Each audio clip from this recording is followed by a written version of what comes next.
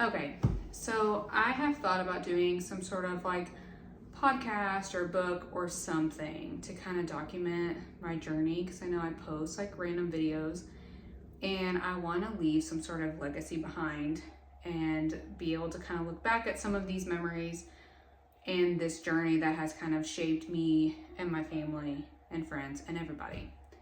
And I honestly don't know what's been holding me back from just like pulling the trigger and doing it. I don't know if it's fear that like people don't care, but I guess at the end of the day, if the only people that watch this are my parents, like mom and dad, I did it.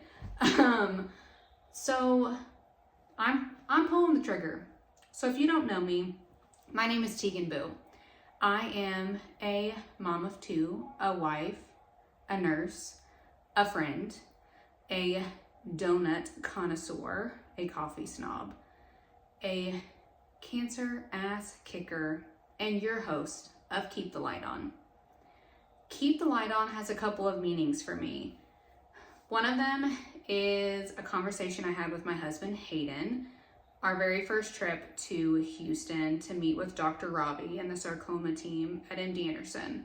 This was back in August of 2022. I remember having a send-off from Mercy of all of my like coworkers with signs, and they had the ribbons on, and like, I'm gonna get emotional just thinking about it. It was just so incredibly special and so sweet that they just, I love them. So they sent me off, and that was just the sweetest thing ever. I had friends over that prayed over us before we left too. I'm just surrounded by such inspirational, godly people, and the support is just, it's just unmatched. I'm just humbled. I don't feel deserving of it, and I'm just so grateful for everyone that's here. So Hayden and I are driving to Houston, and I'm like crying the majority of the like 9 hours, right, that we're driving there. And, just telling Hayden all of my fears and thoughts and concerns, and anxiety is a 15 out of 10, and I just can't. And Hayden looks over at me and goes, "You've got to get this together. Like, there's only so much I can do for us. You've got to stay in the light. Like, you've got to think about the positive. You've got to do something. I can't do it all." And I was like, wow, that was a little harsh. But when I think back to that conversation, I'm incredibly thankful for that little come to Jesus, because it made me realize that my cancer story does not just affect me. It literally affects everybody I know that knows Hayden, that knows my parents and my kids and my friends and the whatever. Like, this is a domino effect, which we'll touch later. That's a really hard thing for me. And I'm sure lots of other cancer patients or patients that have any sort of illness. It's just a hard burden to bear. And it's not that my friends and family aren't willing to like hold the flashlight to try to keep me in the light, right? Like I've mentioned, great support, but it has to be something kind of internal. And so keeping the light on, focusing on the like blessings and the light of the day really helps me try to stay in that positive mindset. I would be absolutely lying to you if I didn't say that I have some really dark days too. It's easy when you're home alone or whatever to just like get in your thoughts, and some of the medication that I have to take with chemo increases anxiety and things like that. And so it's really easy for me to get down the rabbit hole of Google. Don't Google anything. Down the rabbit hole of Google and get in the dark. And I try really hard to be reminded of the light. The other reason Keep the Light On is coming to be is my relationship with God.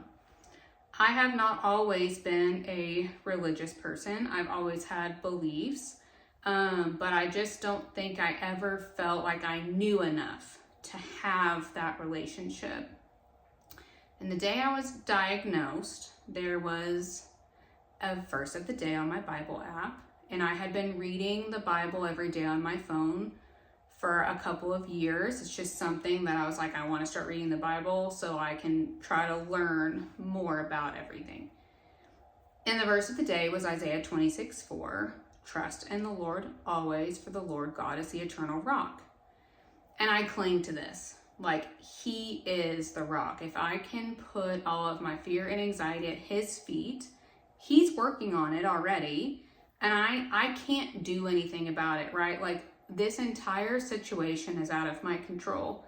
If you know anything about me, that is a huge problem because I'm extremely type A with a little bit of OCD tendencies. Like, let's be real.